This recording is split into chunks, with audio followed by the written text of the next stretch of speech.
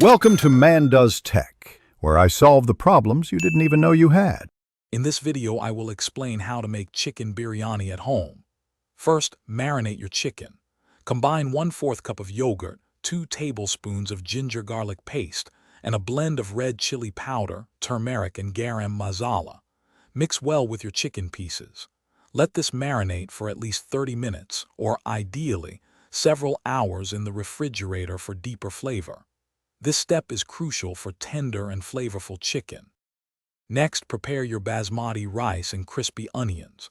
Soak the rice for 30 minutes, then par-cook it to about 70% doneness with whole spices like green cardamom and bay leaves. For the onions, thinly slice them and fry in oil until they are beautifully golden brown and crispy.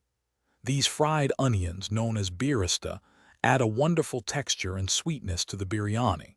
Set some aside for garnish. Now it's time for the layering. In a heavy bottom pot, create alternate layers of the marinated chicken, the partially cooked rice, and a generous sprinkle of your crispy fried onions. Drizzle saffron-infused milk and melted ghee over the layers. Seal the pot tightly, either with dough or a heavy lid, to trap the steam. Cook on low heat for 20 to 25 minutes using the traditional dum method. Finally, your delicious chicken biryani is ready.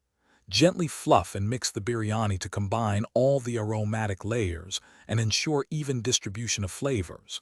Garnish generously with fresh cilantro, mint leaves, and any remaining crispy fried onions. Serve hot with raita or a simple salad for a complete meal.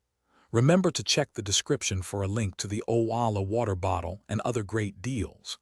Enjoy your homemade biryani. Thanks for watching.